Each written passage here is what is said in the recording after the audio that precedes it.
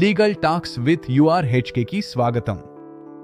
ఇక్కడ మీకు practical legal awareness గురించి తెలియజేస్తాను. ఈరోజు మనం భారతదేశంలో బెయిల్ రకాలు ఏవో తెలుసుకుందాం.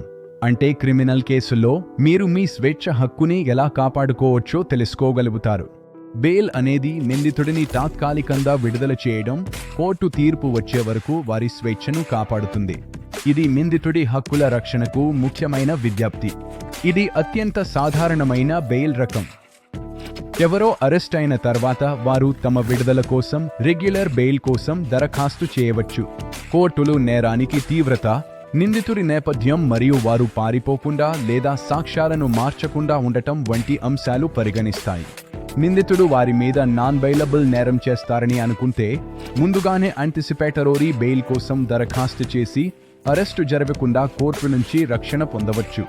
మధ్యంతర బెయిల్ అనేది తాత్కాలికంగా కోర్టు ప్రధాన బెయిల్ అభ్యర్థన పరిగణిస్తున్న సమయంలో ఇచ్చే బెయిల్. ఇది తుది నిర్ణయం వచ్చే వరకు తాత్కాలిక ఉపశమనంగా ఉంటుంది. పోలీసులు లేదా కోర్టు లీగల్ టైం ఫ్రేమ్లో కేసు పూర్తి చేయకపోతే నిందితునికి అధికారాల వద్ద లేకుండా చట్టబద్ధంగా విడుదల అవ్వగల అధికారం ఉంటుంది. ఈ బెయిల్ రకాలు తెలుసుకోవడం ద్వారా మీరు లేదా మీ కుటుంబ సభ్యులు అనవసర జైలు స్థితుల నుండి బయటపడటం సులభమవుతుంది. ఇది చట్టం మీకు ఇచ్చిన రక్షణ.